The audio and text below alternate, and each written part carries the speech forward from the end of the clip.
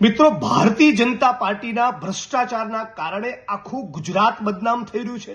ગુજરાતને લાંછન લાગી રહ્યું છે.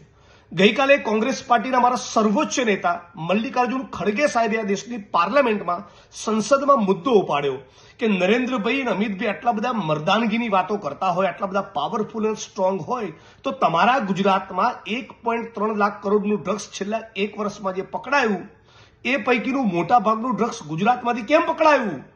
આ મુદ્દે તમારું શું કહેવું છે? કેમ તમે એક શબ્દ બોલવા તૈયાર નથી? કેમ ગાંધી અને સરદારના ગુજરાતમાંથી આટલું ડ્રગ્સ કેમ પકડાઈ રહ્યું છે?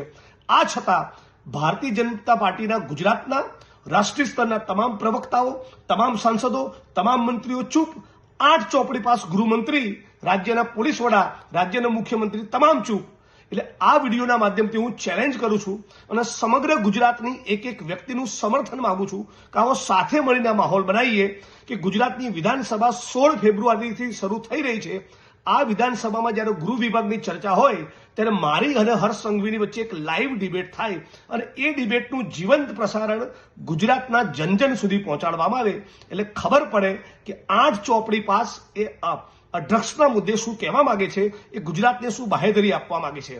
ડ્રગ્સના કાળા કારોબારના મુદ્દે ગુજરાતની વિધાનસભામાં ડિબેટ થાય અને એનું જીવંત પ્રસારણ લાઈવ ટેલિકાસ્ટ થવું જોઈએ. તમે જો આ વિચારના સમર્થનમાં હોય તો આખા ગુજરાતના ખૂણે ખૂણેથી કોમેન્ટ કરો અને આ વિડીયોને લાઈક કરો.